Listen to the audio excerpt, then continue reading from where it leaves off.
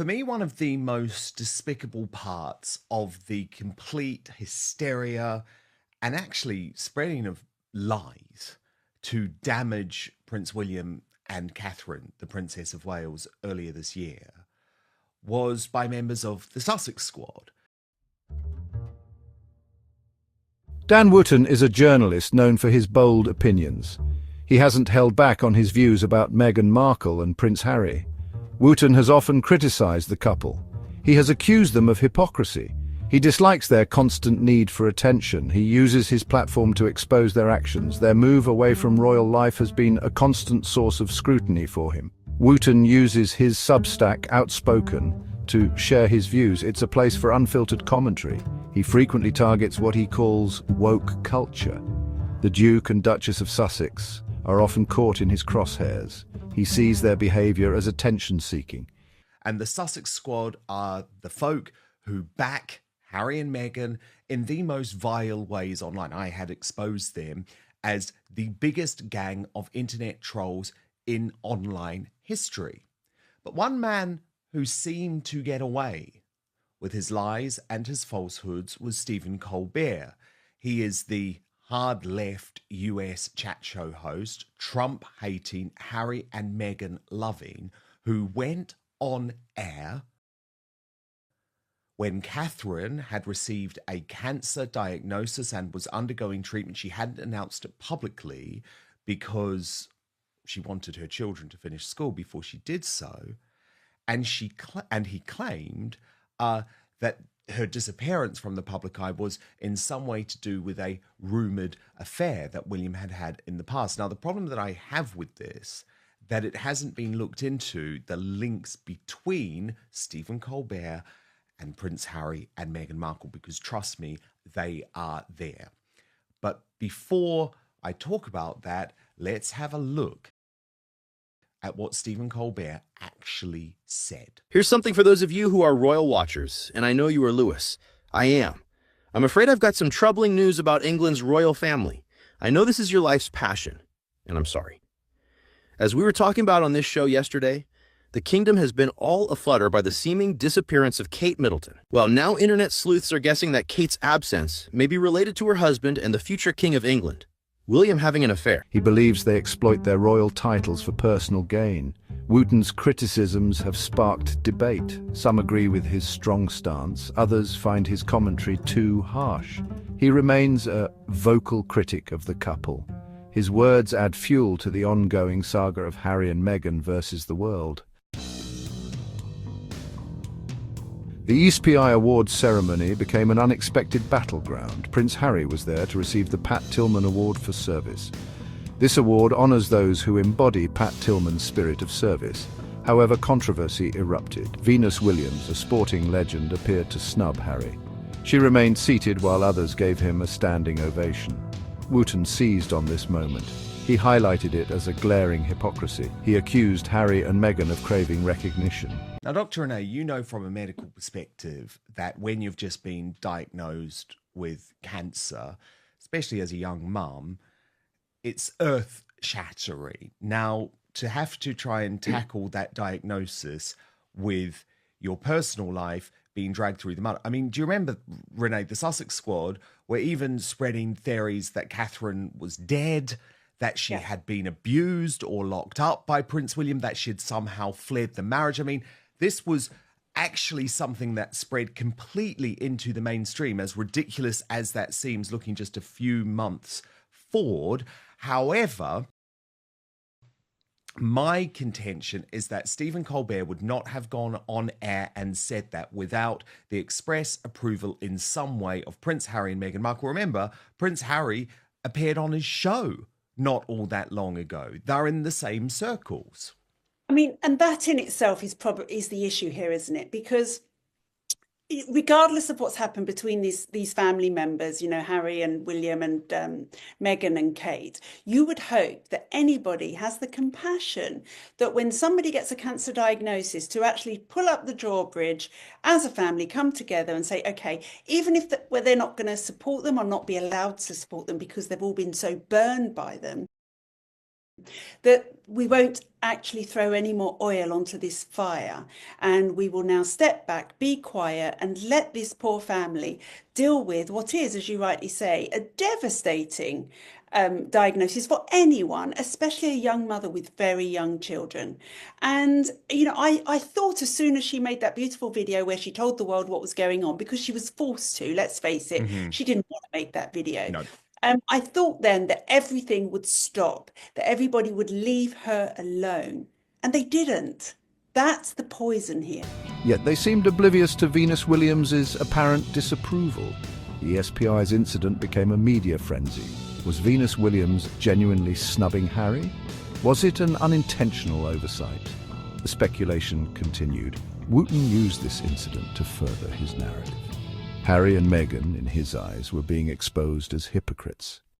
But the thing is, Bernie, for Stephen Colbert to do something like that and then just for everyone to move on, not ask any questions about why he did that, what prompted that, I think just shows you it's another example of the mainstream media covering up for their pals. Absolutely. And don't you just love free speech? I absolutely love free speech, because then you see people for who they are. Good point. And it means that you can look at that man and think, bad taste, wrong time, cruel, unnecessary. I'm not going to watch you anymore. And you're going to turn it off. And comedians, for example, have done that for decades, haven't they? There was, I can't remember what he's called. I turned him off as soon as he did it, making fun of Katie Price's son, who was terribly ill at the time. Frankie Boyle. Yeah, Frankie Boyle. You have the right to turn people off if you don't want to listen to them. And I agree with Renee. It was cruel and wrong. And the media and the establishment are never going to stop someone like that. No, you've made such a critical point, actually. And I really do think this conversation should also show the left how we, wherever we're positioned on the political spectrum, whether people call it the right or, you know, however people describe the conservative side of politics, none of us just now have called on Stephen Colbert to be cancelled, to lose his career, to be sacked. But trust me, if that had been a comedian on the right doing something equivalent, that is exactly what would have happened. And I think that is a critical difference here. I am absolutely saying what we should do is look at why Stephen Colbert did what he did. Was it prompted by Prince Harry and Meghan Markle? But no, we're not calling on him to be cancelled and expunged from society. And I think that does really show a critical difference between the two groups. Dr. Renee, though, would you say when you look at the year on the whole and you think about where Catherine and William have ended up, which is actually stronger than they were before? And I don't know if you've seen this sometimes, Renee, in your experience as a doctor, but it feels almost like the cancer has brought them together even more, and they are stronger as a family unit. They seem more in love than ever. And you contrast that to Prince Harry and Meghan Markle, who don't even want to be seen in public together now. Dan Wootten has been relentless in his criticism of Meghan Markle. He recently released his worst of 2024 list. Meghan secured a prominent spot at number 23. This was no accolade. It was a public takedown. Her offense? An interaction with the Colombian vice president. Meghan was seen embracing the vice president. Wootten deemed this a breach of protocol. He labeled it as another example of Meghan's inappropriate behavior. Yeah. I mean, look, there's nothing like a serious illness being diagnosed than for the entire family to refocus on what's actually important in life. And sometimes in the melee of everything, people lose sight of that. We've all done it, haven't we? And suddenly refocus on the people around you. And you realize that time can be very short sometimes with no warning at all. Therefore, you need to actually bring it all back home and concentrate on that. One also never knows what goes on within a relationship. And I always say, say this. No one ever knows. So speculating from the outside is completely pointless. It's up to them what goes on in their relationship. And I think they've demonstrated that together they've come through what has been a pretty tough time, and always is for anyone. And they do, as you rightly say, look much stronger. And to me, they look like a happy couple with a loving family. Yeah, but it's interesting, isn't it? Because I think Dr. Renee is so right there, Bernie. Catherine has totally changed as a result of that experience. I mean, you think about the video that she put out with her young family, for example, being very tactile with William. That's not something she would ever have considered doing before her cancer diagnosis. In fact, she did receive some criticism for it, actually, which I thought was completely unfair. But I think it's lovely for something positive to come out of this, which is she is prepared to show much more of who she really is with the public. I'm sure that she feels incredibly insecure going back into the public eye. There were some incredibly unkind comments made about her looking old or not looking well. And it must make her feel, as I say, very insecure going back out into the public. And William is her rock, isn't he? He's clearly the person she turns to comfort her and give her confidence. And I like that she's being more tactile. Do you, Dr. Renee? Oh, I love it. It's real, isn't it? It's real people, 100%, and we should see more. And I always remember Diana and Charles. If you think about it, the public would have adored them to be tactile. It's what they wanted to see.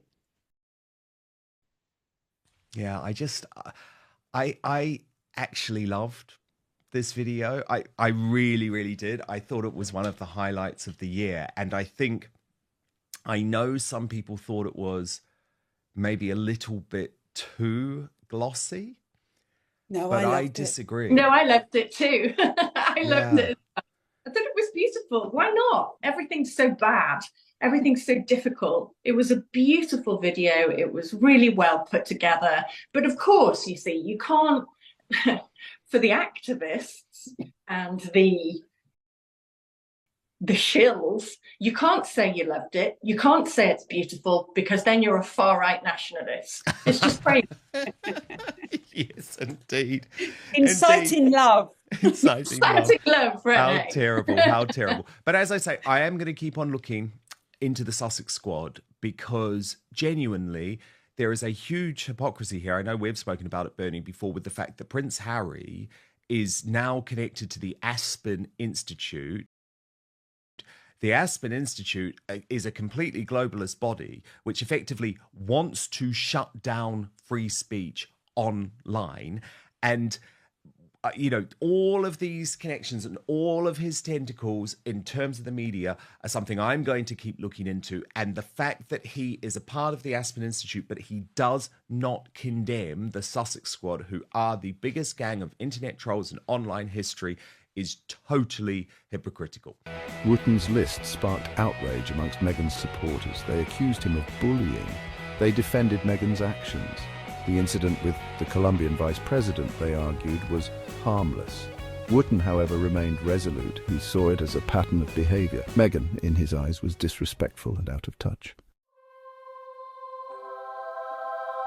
Dan Wooten's constant criticism has impacted public opinion. Some applaud his candidness, others find his approach insensitive. His words have undoubtedly fueled the flames of controversy surrounding the Sussexes. The relationship between Harry and Meghan and the royal family remains strained. Wooten's commentary has done little to ease these tensions. His accusations of hypocrisy and attention-seeking have only deepened the divide. Whether one agrees with Wootten or not, his impact is undeniable. He has become a leading voice in the ongoing saga of Harry and Meghan. His criticisms, often biting and personal, continue to shape the narrative surrounding the couple.